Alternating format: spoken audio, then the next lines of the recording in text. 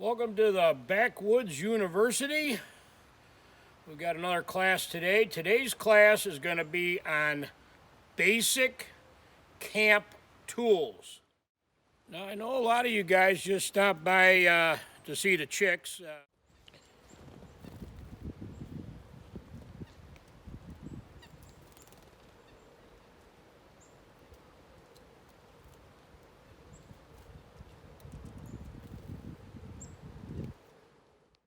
Now, by camp tools, I mean not homestead tools or not tools around the cabin, because that would be quite a list of tools that you would have at those places.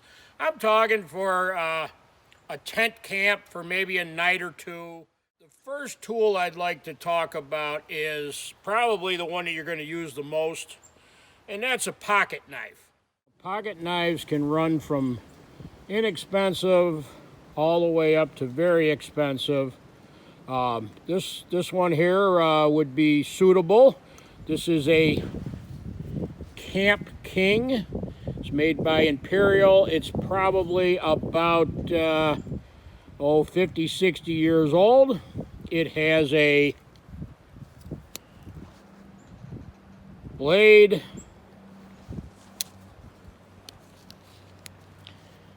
a bottle opener, a little screwdriver, and a can opener, and one more function it has this awl on it. So this is a more than enough pocket knife for a typical tent camp for a day or two. About pocket knives, and now we're going to talk about fixed blade knives. To be a older Finland scout knife.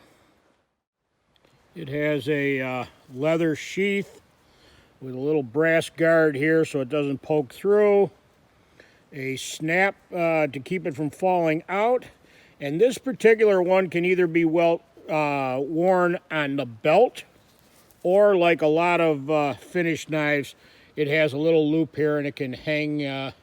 It can hang instead of being held on the belt. So it has a birch bark handle, and it's a handy little knife. You're not going to do any batoning with this knife, but it'll suit you around camp chores. The third tool that we're going to discuss is a axe. A lot of guys, they like to travel light and carry a hatchet. I don't particularly care for hatchets in most cases. The short handle makes them a little dangerous, and for the most part, I like to use an axe. Now, that doesn't necessarily mean that you have to carry a great big axe with you. Something like this little Hudson Bay axe would be more than enough for a typical tent camp or a day trip. I suggest that you have some sort of sheath covering the sharp edge. Now this particular style sheath just buckles on there like so.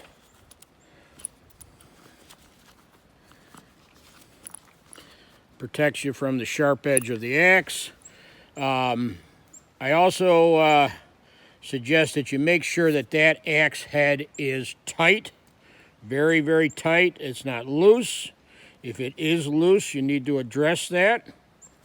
Now, an axe is not a hammer, and it shouldn't be used as a hammer because the edge here is a softer steel, and should you hit something like some sort of metal or whatever, you may mushroom that head. It'd be okay for wooden stakes or something like that, but it really shouldn't be used as a hammer. Make sure your edge is sharp, and a little axe like this will serve you well in your camp. The fourth and last tool that I'd like to introduce everybody to is just a simple camp saw. This is I call them Swedish saws, bow saw. Doesn't necessarily have to be this particular style. Most of them nowadays, the blade is non-sharpenable, meaning that it has to be replaced, but they're relatively inexpensive, and you can get a lot of small firewood processed with a saw like this. You could actually probably substitute your axe with a saw if you really just wanted to whittle it down to 3 tools.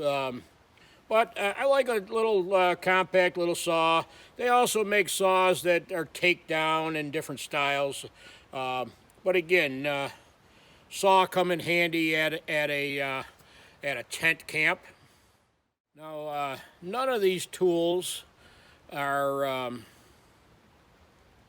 gonna do every chore, but if you combine all 3 or 4 of them, you can get most jobs done around your camp. Consider these 4 tools: a pocket knife, a fixed blade knife, a axe,